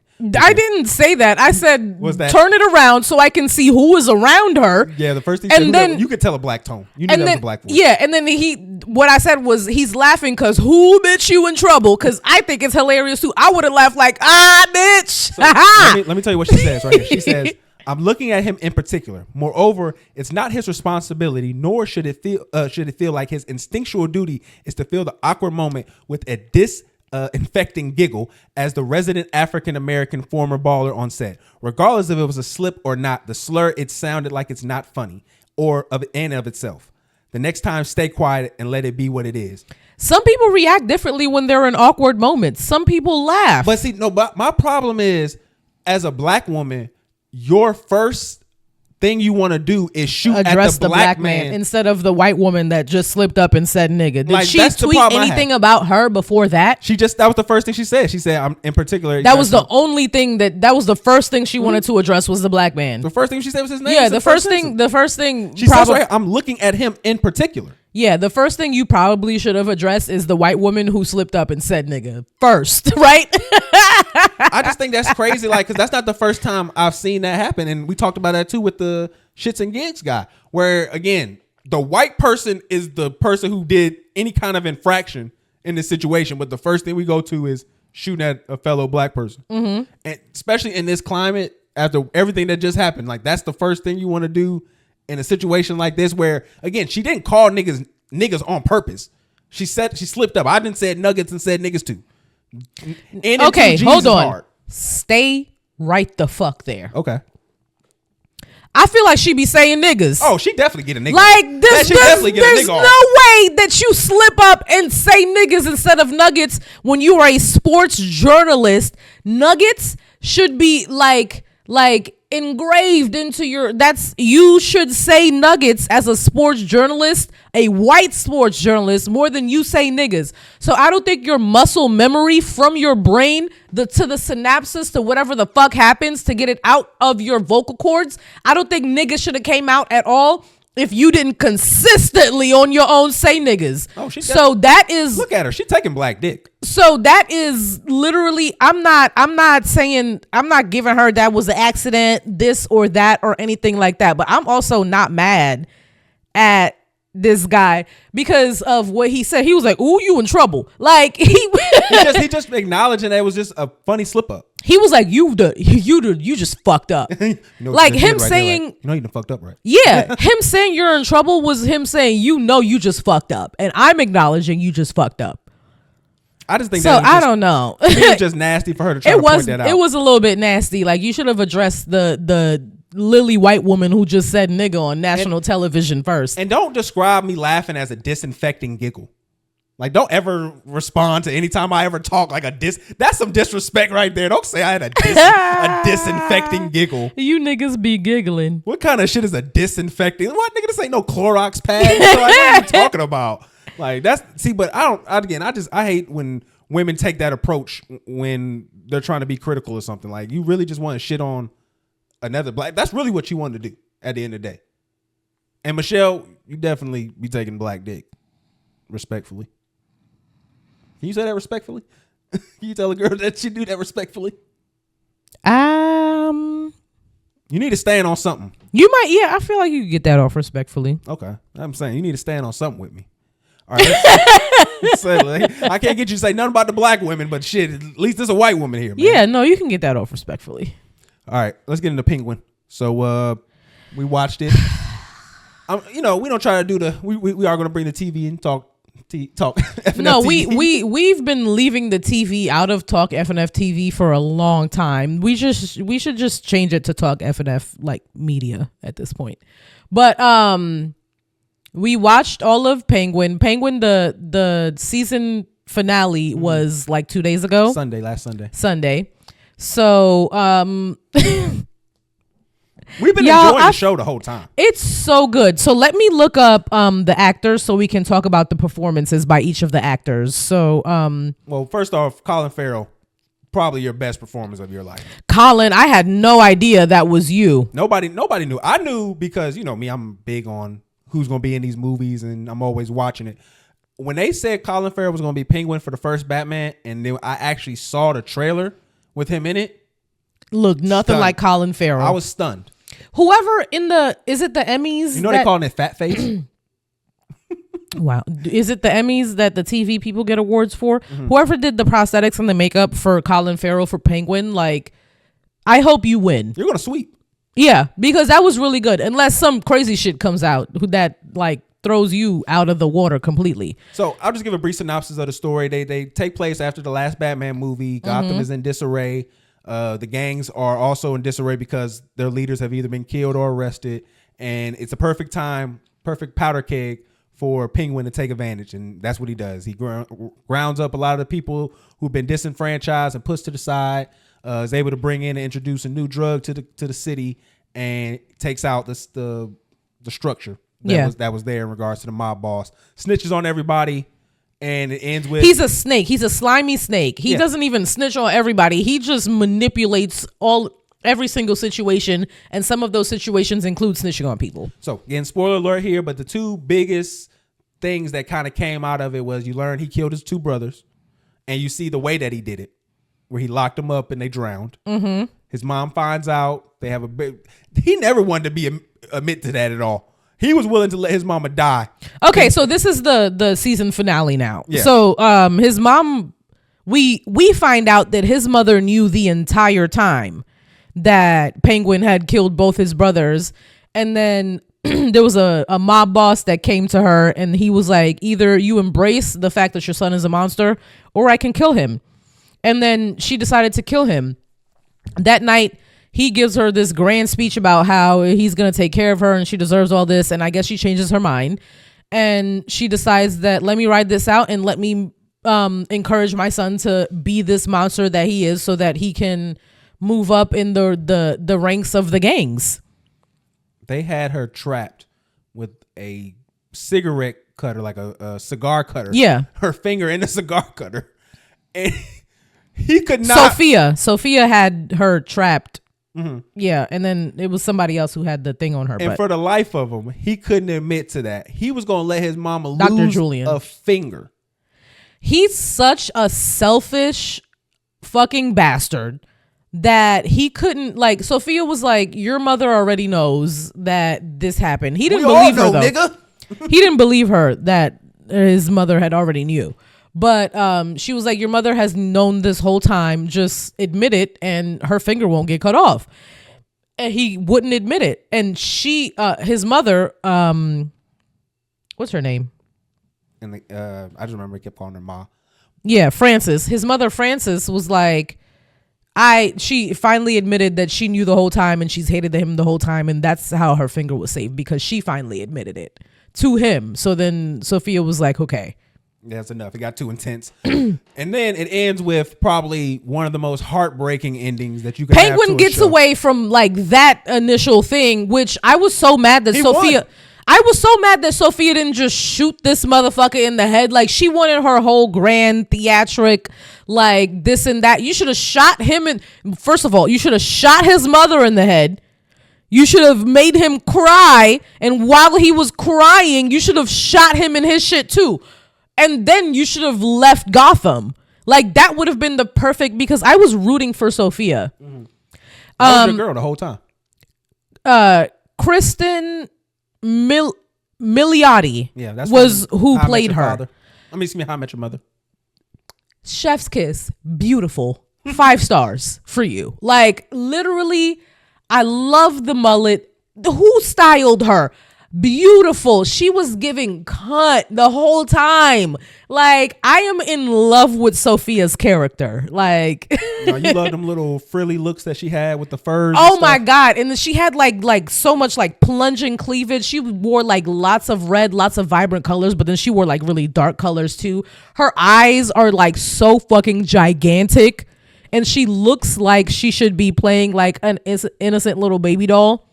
But she's a fucking insane woman. Well, she's not insane, but she's a boss ass bitch. Well, she got pushed to being insane because of everything that happened to her. She's not fully insane. Let's though. get to the part that everybody's hated on, which I think was unfortunately probably the best part, that because it really showed that we weren't dealing with a redeemable character. So the individual Vic, we knew that after he killed his brothers, but I mean, even then, that was decades ago. So you don't know if that's how he's gonna after continue. we learned, we knew that No, he wasn't a redeemable character. No, there was still room to redeem, and they literally emptied the clip out once they did the last scene. Yeah. So the last scene, you see Vic, who is the guy who Oh my God, Victor! Has been supporting him the whole time. He had opportunities to leave him behind. He had one good opportunity to leave. He had multiple opportunities to leave him behind. Every time he told him to go on a mission, he could have left. Yeah, he could have, because Victor was gone for a while while he was when they trapped him. But while he was banding everybody together. Yes, all of the gangs and stuff. So I thought he had just left, and I was happy about that. You see the scene where Victor tells him, "Hey man, we in this together. We going to the top. Yeah, we're family. I have nobody else. You're the only person that I have. Like, we only have each other now." And that just set him off. And then Penguin was like, yeah, and having family and people you care about is a weakness. And then he chokes him. And then I was hoping that Victor would like flail or do something enough to like get out of his grip and like run away or do something. But then he literally just dies. I was devastated. Yeah, but I think it's just an important lesson, because it is when you really take a step back, and that's really what life is. It's generally people who can go pass and forth through privilege, taking advantage of people like him, folks who don't have family, folks who are in bad conditions. And that's the part, if you really look back at it, what he did was he grounded up the poor, he rounded up the colored people, disenfranchised. He brought them all together. He used language of the revolution. He did, because he talked about them being up next and it was their turn and they deserved to have their spot, only to then turn it all around on the person he was the closest to, kind of showing you in a way where none of these people mean nothing to him. And that's how it's always been. If it wasn't for Victor, Sophia would have had him. Because when Victor drove time up with the car, yeah. So I don't know. It just, the whole time I was watching that show, when he decided not to leave with the girl that like was from his neighborhood, I was like, fuck, like I don't feel good about this at all. Like he should have done that. He should have left. But they had to do it. I was right. Because if you don't do it in the next Batman movie, he feels like a hero to people. Yeah. But I was going to say this. Even though I'm extremely upset about Victor dying, I think that this show was beautifully written. I love when I have like this very visceral reaction to something happening in a show, even though I feel like it's wrong as a motherfucker. But I think it's very well written when I feel very strongly in one way or another, regardless of how I feel.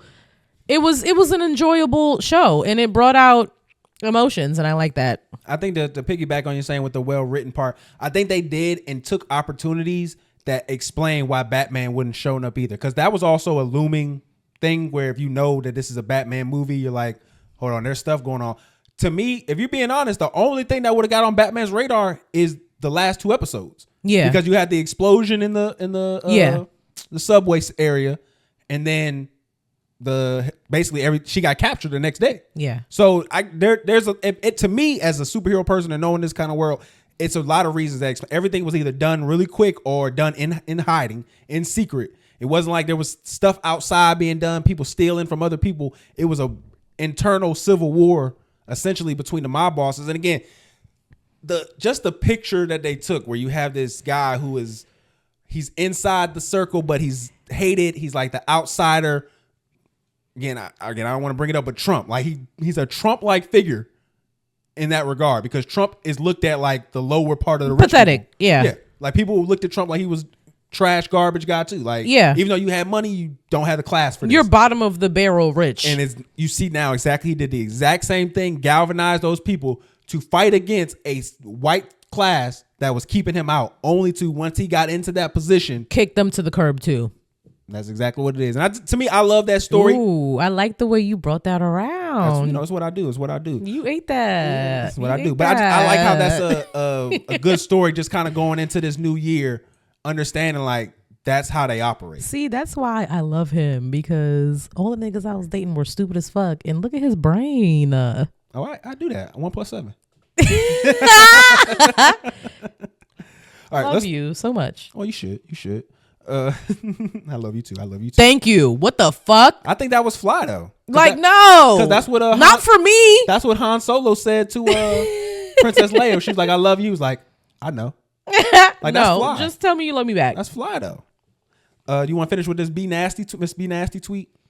Do you want to talk about that, or do you want to just finish up? No, we can talk about her tweet. My thing is this: I don't like to go in here and act like I'm the enemy of sex workers. But there are consequences for your actions when you get into this line of work. And you've been as notable as Miss B Nasty. Because since I've been on Twitter, I feel like Miss B Nasty has been on Twitter.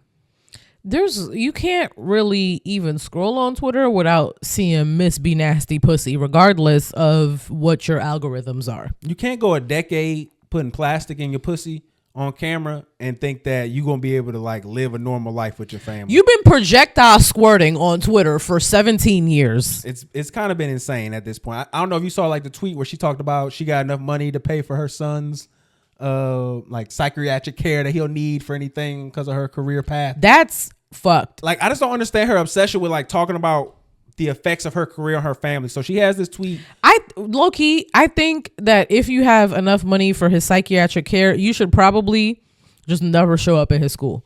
Just have a nanny who specifically drops him off and goes to the school shit.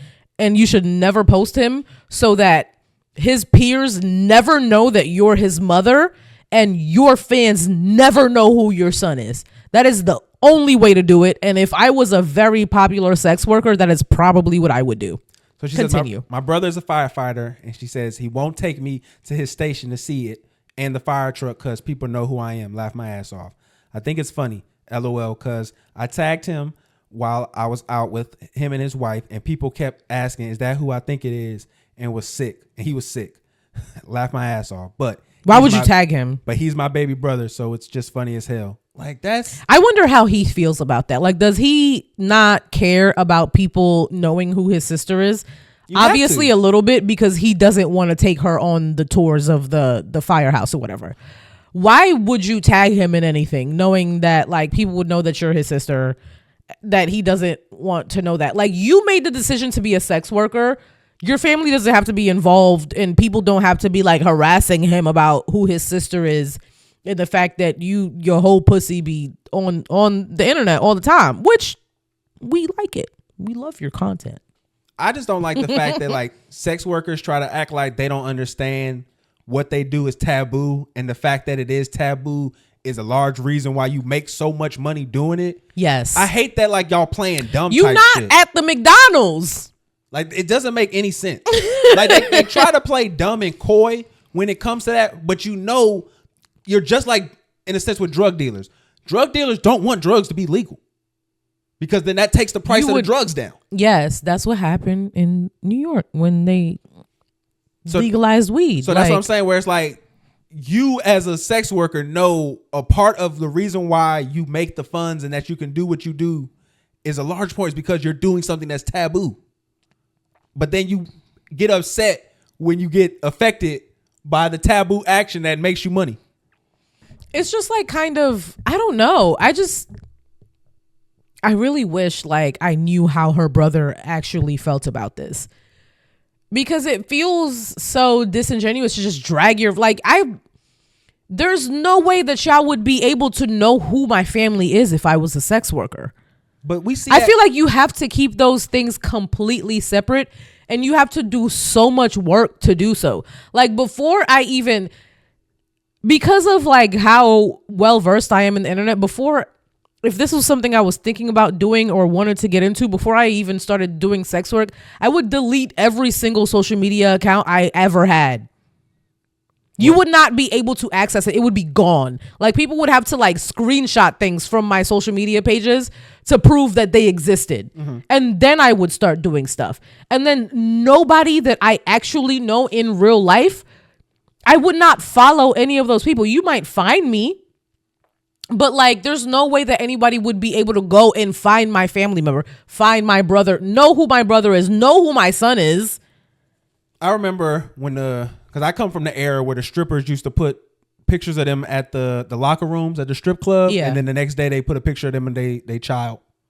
Like I'm from that era where you be sitting there like, why are you doing that? Like, why do I have to see you? I'm scrolling through your page, I'm looking at your ass shake, and then your next page is your baby playing at the pool.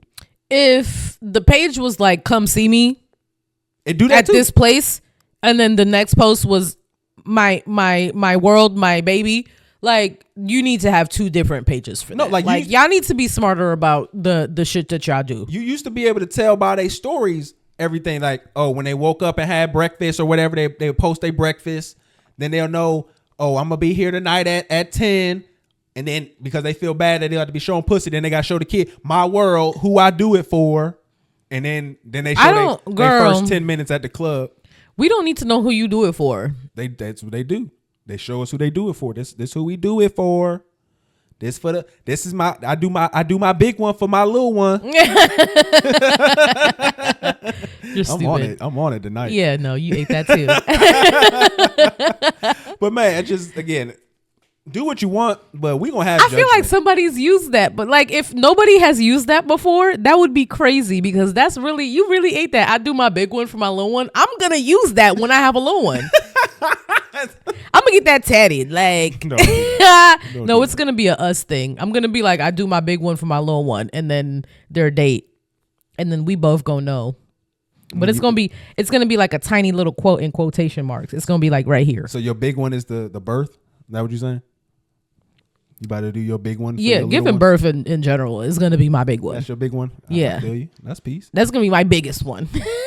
Hold on, we do got one more thing to talk about. We didn't before we wrap up. Yeah.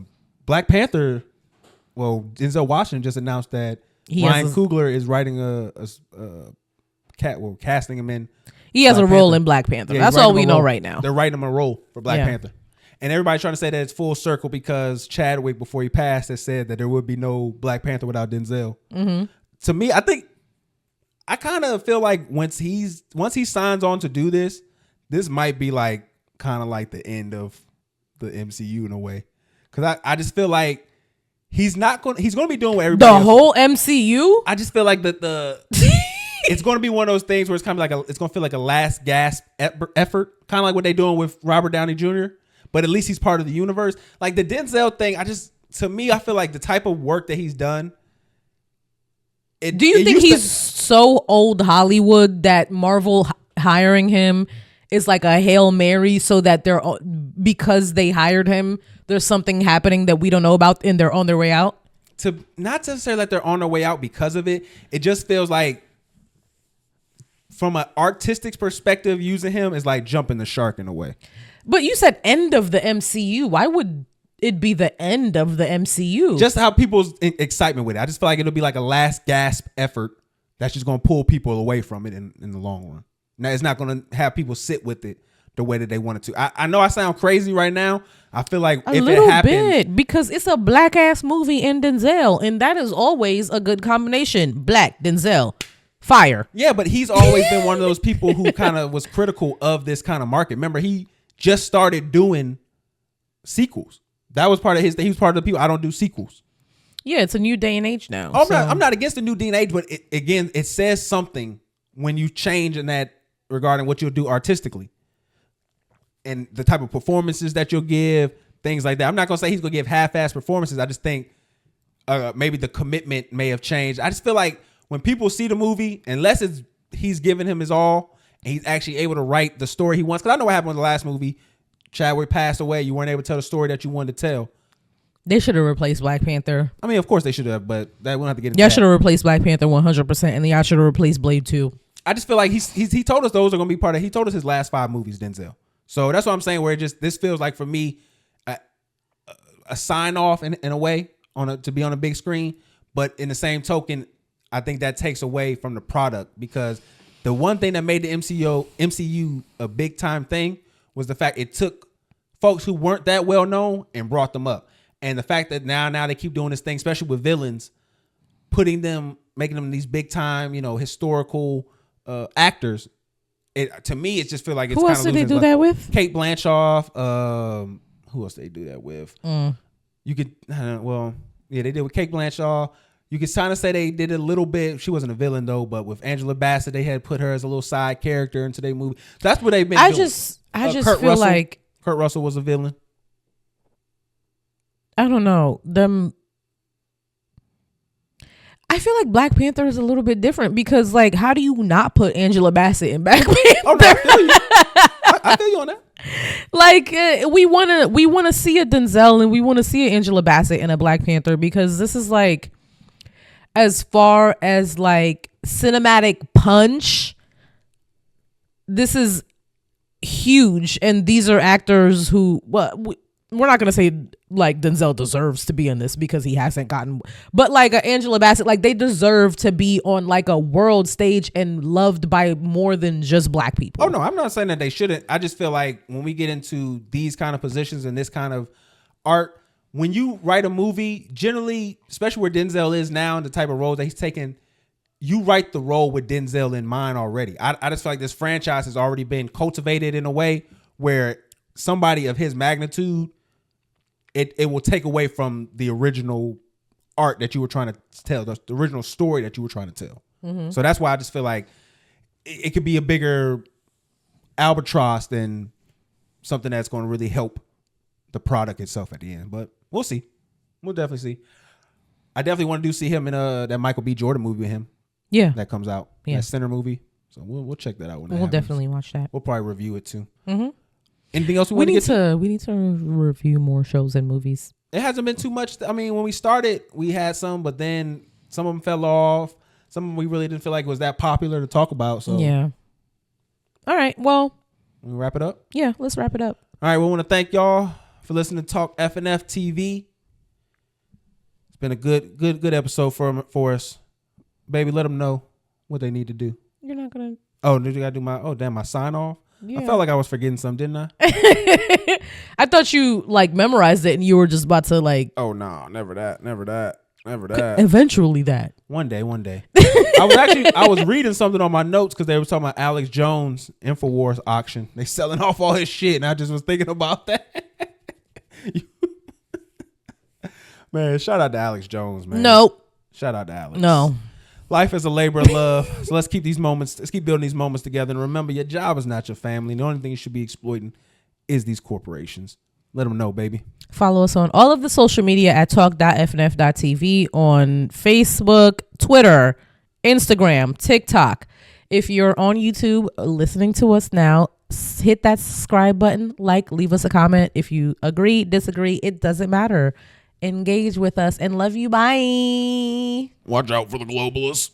Yeah.